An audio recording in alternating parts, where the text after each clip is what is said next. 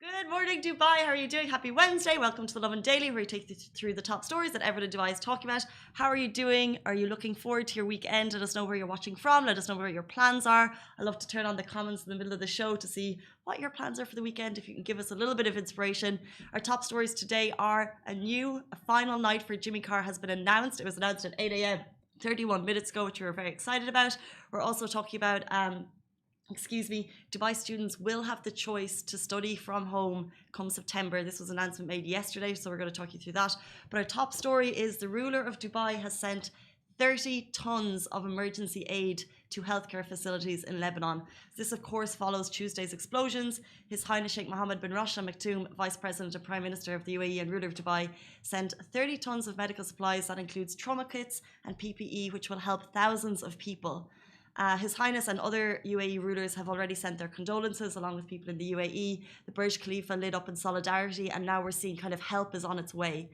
As you probably know, 135 people were confirmed dead in the blast and 5,000 were injured. We know the after effects of this will be devastating for thousands of people. So if you can help, do so. But I think the most important thing to know is that if you are helping, just try and do so via legitimate channels. And today we're going to kind of get through, we have a couple of names here which I'm going to read out, and then today also we're going to put a list on Lovin Dubai for legitimate ways you can help the people of Lebanon from Dubai. So, Emirates Red Crescent is of course on the ground.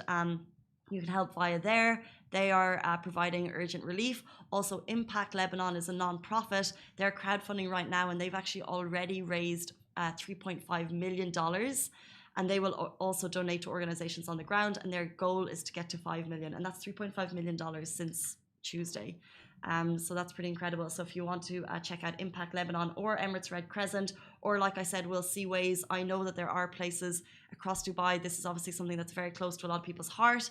And there are places that will take donations, whether it's whatever type of donations you can give. So we'll have a list of that up later on Lovin Dubai. But like I said, if you can donate, try and do so. Thousands of people have been affected, but just do so legitimately. We'll move into our next story. This is regarding schools, students, teachers. Would love to get your thoughts on this. This was already applicable in Abu Dhabi, but now it's been announced that Dubai students will have the choice to study from home in September. So once the academic year begins, it's actually from August 30th, so from the end of August, the end of this month. How soon is it? I was going to say, how quickly has the summer gone? It's hard to know. Has the summer gone quickly or slowly, or is it still 2000? So slow. Do you reckon? So hot. It's so hot, it's long and it's hot, but at the same time I'm like, how is school already returning? Like, I feel like my teacher friends flew like a month ago and they're already back. Anyway, I'd love to get your thoughts on this story. Students will have the choice to continue distant learning. So previously, up until yesterday, schools were asked to choose a model to best suit their community. And it was stated that some in-school learning would be a requirement. So whether schools decided to have 100% on-campus learning, or maybe the schools would decide to do, okay, we'll have 50%, you'll have the students in 50% of week and at home, but the students would have to come in at some point during the week. Now they've said that that on-campus learning is not required. So the KHDA announced, or they said yesterday, that although face-to-face teaching preferred method of learning, this is just a temporary measure, and as schools are adjusting to reopening, adjusting to this new normal, provision should be made for 100% distance learning. So they said, as a temporary measure, like I said, schools can and should provide 100% distance learning provision in the new academic year to parents who request it. So I think it's a tricky one for parents. It's just so hard to know. I think although schools were asked to kind of be individual, be creative, do what you can for your community, I think the KHDA has kind of acknowledged that communities are big, wide and varied, and it's very tricky to find an answer to suit all. So now they're letting parents make that decision. What would you do in such a situation? Like, would you send your kids to school? Personally, I can imagine having, especially this long summer that you just said, having kids around, trying to keep them entertained, trying to keep them motivated without their friends would have been extremely tricky. So having the option to send them back in, I'd be shoving them out the door. But Straight to the point. Straight to the point. But at the same time, I would really appreciate having the choice. because you know the way, let's say for example, if there was, and I saw on the news this morning, another country, there was an example of a coronavirus outbreak happening in a school, which could happen. It's great for parents to know that they're under no pressure by the government, because you know the way there's Yeah. you have to be in school for a certain amount of time every year. There's like an Exactly. attendance record. Yeah. Now there's no pressure to do that. So I think it's great. What would you do, Chai, when you have little Chai babies running around? Okay, we'll ignore that part. Yeah, but like in a place like Dubai, where they've taken such good care of the whole situation, like no doubt, like even the schools would be like perfectly, like they've properly thought it out, and I would definitely send my children to future children to school. Is that from a because you trust the safety, or because you want to go to work every day and you want to have them looked after and back in school? I think it's a bit of both. And I definitely trust the safety in this country. Like they've done an extraordinary job. Like Yeah. every small part they've taken care of. Like I trust the government right here, and they are doing the right moves. So I would definitely send my children to school, future children. Future children. Well, 100%. And we're soon going to talk about events, one that's happening, and the safety measures they're putting in place. And I do know that schools will do everything they can, but what you can't trust is a 5-year-old who wants to hug their friend when they see them for the first time. Do you know what I mean? So it's just very hard. And for teachers who want to really help students, helping them to like learn to write for the first time, there's going to be some kind of, you can't fully implement that social distancing. So I think I personally think it's great that parents have the choice moving forward. And like I said, it is provisional, and it's only as schools are, it is, excuse me, temporary, and it's only as schools are adjusting. Someone's saying back to school, off you go. Well, I mean, I'd like to be getting paid if I could go back to school, but those school days are pretty good. I miss them a lot. Guys, we'll move on to our next story. A 13-year-old Dubai resident is pushing her brother for 3 kilometers every single day this month. This is extraordinary.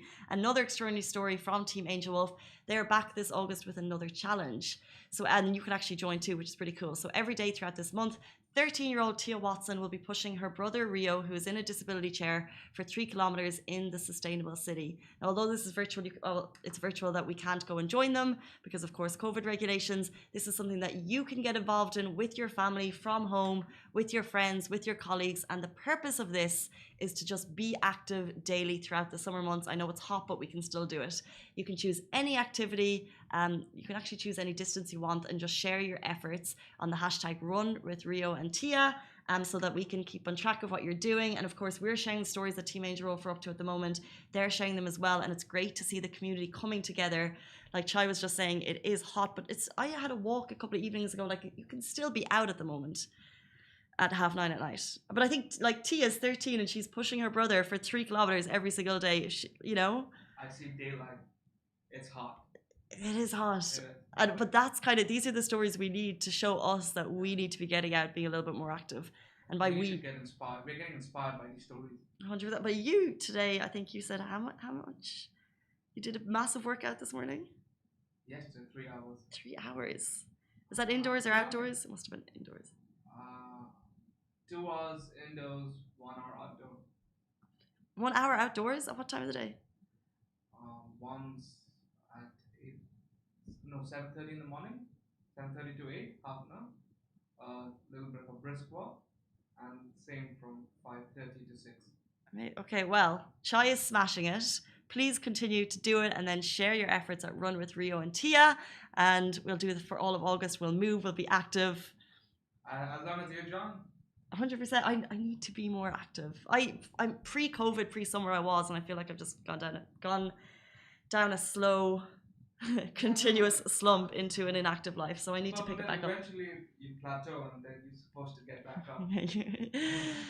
Hopefully we'll get back up. Anyway, guys, we'll lead you into our final story, which I'm so excited about. Jimmy Carr, the British comedian that you know and love, has announced a 3rd and final Dubai show. So in case you've been living under a rock, you may have missed the fact that we knew Jimmy Carr was coming, but the first 2 dates sold out in just 24 hours. So it's clear that the people of Dubai want more, and we are excited that more is coming thanks to Dun Events, part of the Arab Media Group. They've gone and added another night to the schedule. So tickets for the 3rd night and the 3rd show, which will happen on August 12th, are on sale right now. you can get them on the Dubai Calendar app, or you can also go on to www.dxplaughs.ie right now and get them. Just so you know, tickets are starting for this event at 195 dirham for balcony seats. That's 195 for, I have to say, one of the best comedians out there. And I got to interview him yesterday as part of Lovin Meets, which is an interview segment that we have here on Lovin. And if you want to check it out. How did the interview go? How many jokes did you grab? Did you say how many jokes did he or did you? Did he grab? Did he? It's so tricky, I think, when you're interviewing a comedian, because you don't know if you want to ask the kind of, do you want to get to know him, or do you want to see, because Jimmy Carr is famous, if you've ever watched his shows, he's famous for hecklers, and he's famous for his like super fast comebacks. So it's like, are you trying to get that out of him, and then is he going to be like, what's she doing? She's meant to be asking me questions about a show, or do you want to get to know him? And I think we got a nice balance. Ah, that's great. He had, I have to say, he made me like laugh out loud a couple of times. Like, he did mention, I asked him if he would ever consider moving to Dubai, and he said he thought the tax here was quite good. If you know anything about Jimmy Carr, he's had some tax controversies in the UK in the past. So you can see that when we drop it on Love in Dubai soon. His show's starting, like I said, next August 12th, which I think is the Wednesday. Let me just check that before I get it wrong. Do we have it? August 12th is Wednesday, and tickets are on sale now, guys. 195 dirham.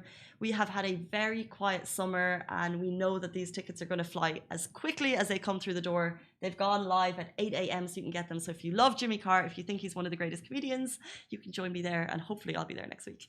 Guys, those are top stories. Have a brilliant weekend. We'll see you on Sunday morning, same time, same place. Stay safe and wash your hands. Bye.